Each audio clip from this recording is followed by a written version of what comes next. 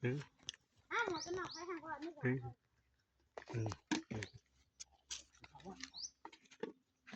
การให้นี่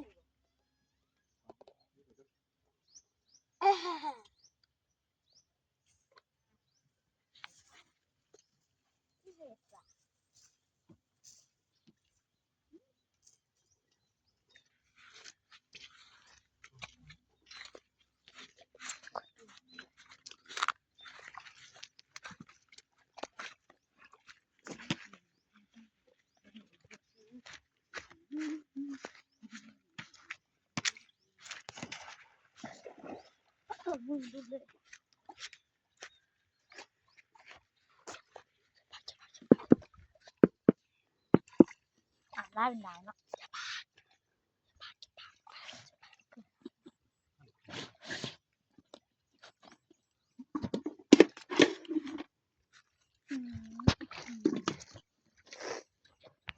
เว้นมา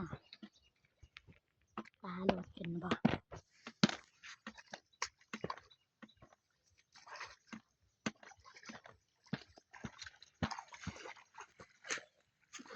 บมจ้าปลาเฮ้ย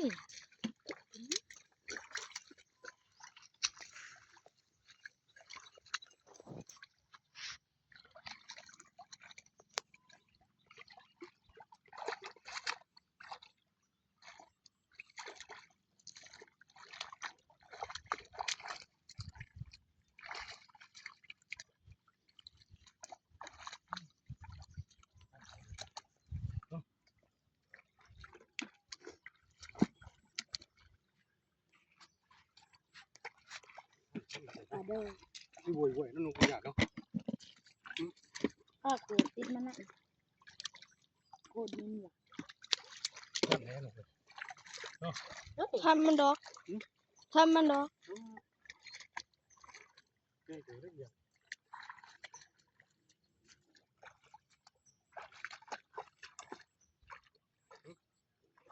๋ยวทำมันดอกเขาอันนี้เดี๋ยวจะมันเหมือนเนาะมันบุยเนาะ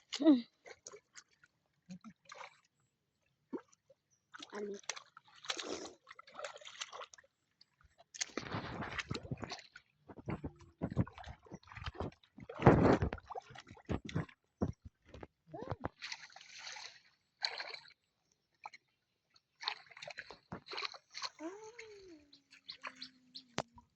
ไปยังปลาดุกกับปลาโคมันก็จับปลาโคปลาดุกมันเบอร์แต่ก็ขึ้นตอนฝนตกค่ะตอนมันห่วยค่ะถ้า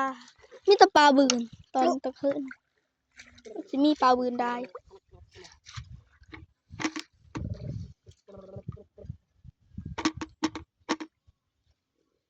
ใช่ตัว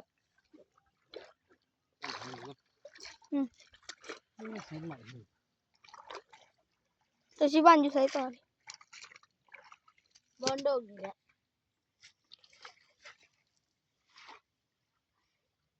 บอลโดกจังมั้งตีบ้านบอลนี่บ่ค่ะเนี่ยบ้านบอลนี่บ่มันก็มึง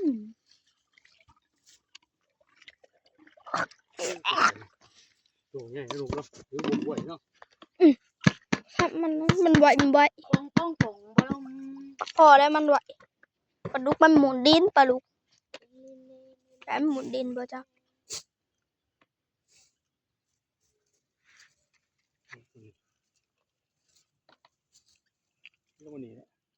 ปีหันในโคนใหม่หันปีนี่โคนใหม่โอ้ยามันเลยอยู่ตรงนกเอาตัวจากไหนฮะ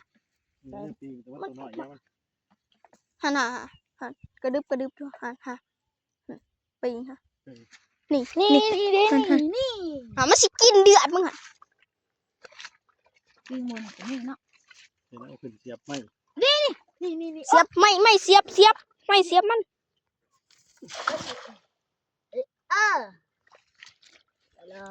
ลาออกมึงกูเสียบมันดีมึงสิเก่งน้องเพื่อ อ้าวมันเราสิไปกินผอมึงโอ้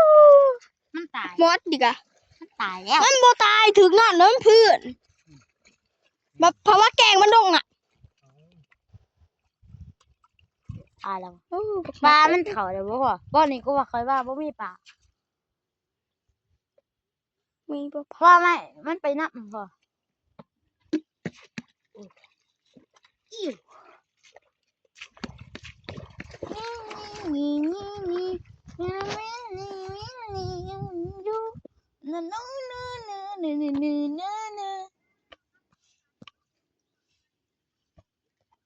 ไผมา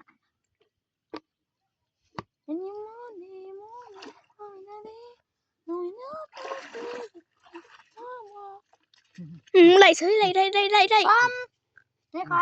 เขาไปลง ไปจะได้ มาคู่หัน ไปบ่ได้ ไปย่างลงไปเลย จะได้ตัวน้องใหญ่เนาะ สวยไหลบ่นี่ไหลเหลือตัวหนึงหวานเจี๊ยบเบิ่งช่องสิเป็นปลาคอ โอ้ปลาคอ ปลาคอ ปลาดุก ปลาคอ ปลาดุกปลายังบ่ปลาดุก มาเนาะไหลเนาะตัวหนึงเนาะปลาคอก็มาถ่ายมา เอาเลย ตัวเดียวสวยหนึง น้ำใส่เนี่ยโอ้ยมีจ่อยต้อง ขยับเบิ่งนั่นน่ะล่ะ ปีนกับไม่ยานอย่าปีนอย่าปีน มีวัน คนเขาตกเขาเรียนมาว่าน่ะบ่ เขาจะถ่ายเอาสัตว์บ้านงามๆสัตว์บ้านนี่ชื่อ นักเป็นนักน้ำนี่ก็ได้ มือเบื้องหลังเขา น้อง โอ้ยทำไมตัวนั้นไปช่องตัวนี้ แต่ชื่อบ้าน หมด แต่บ้านเบื้องอะไรนี่ เอาหนึ่งเดี๋ยวห่อไปหมดจะได้ก่อน หมดเมื่อคืนไปไล่ปลาเลยค่ะ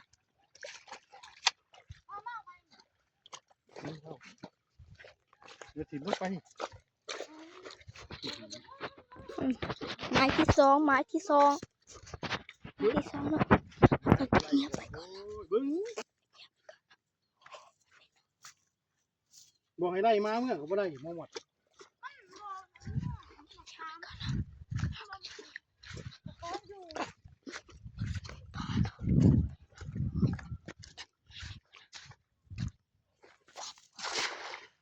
อุ้ย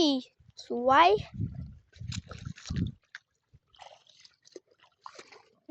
กระดูก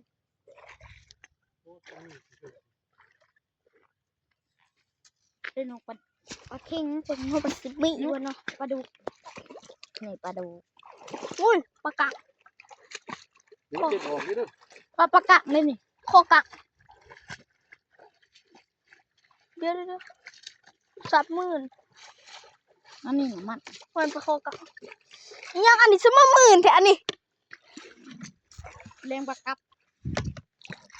โคตรหมื่น ปีงบ่คูบอกอย่าคันเสียไว้นั่นน่ะอันนี้ปีงมันจังบ่ออกนี่มันผู้อ่ะนี่มันผู้มันเหี้ยง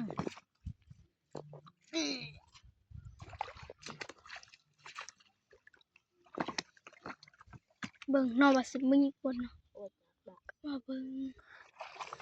ว่ามีบ่มัด มี กูว่านาบ่มามันไปไล่ มี อุ้ยถ้ามีมันต้องดีดแล้ว มี มีมันดีดแล้ว ฮะ มีถ้ามีมันดีดแล้วบัด มันมีบ่ บ่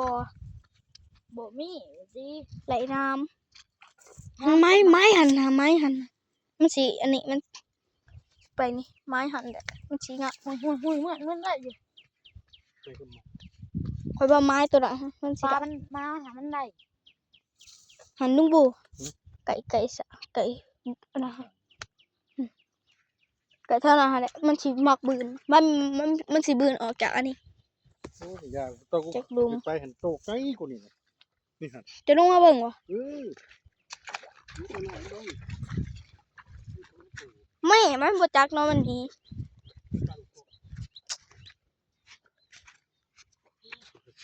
นี่หัน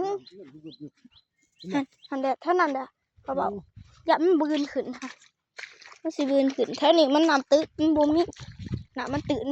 มันบ่มีลายหรอก นุกโคตรเด่นว่ะนุกเนื้อโคตรนี่นุก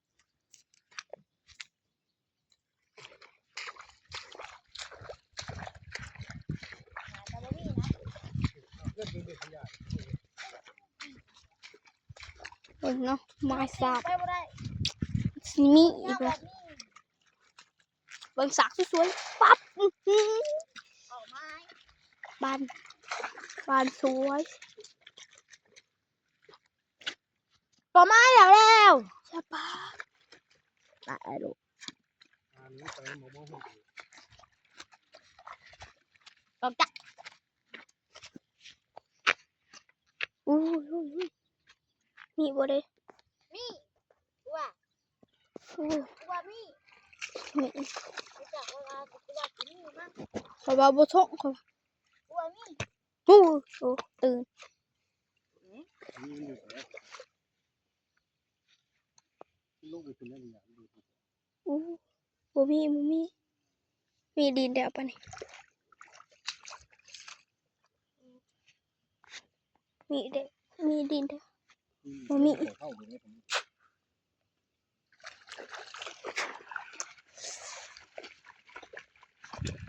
ไล่ปลาขออยู่โต้เดียว ค่อยจอบไล่ ปลาเค็งนี่สิ จะตายอยู่นี่ฮะเลิกอยู่นี่ฮะแล้วมันตกเด้ออยู่นี่เลิกเป็นเลิก ออกได้ หันอยู่แบบนั้นเด้ออู้ตุ๊ก ที่หยา ลองบานลงไปดิมึง เลยมันลูกไปเลย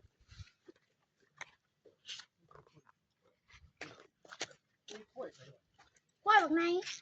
กล้วยแบบไหน กล้วย กล้วยแบบไหนมันไม่ดู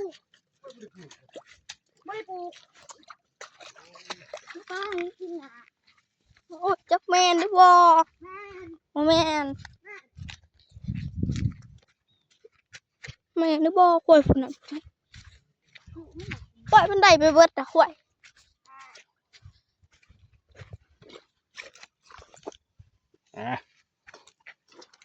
มากินอีกก็ได้ก็แซ่พี่น้องสบายดี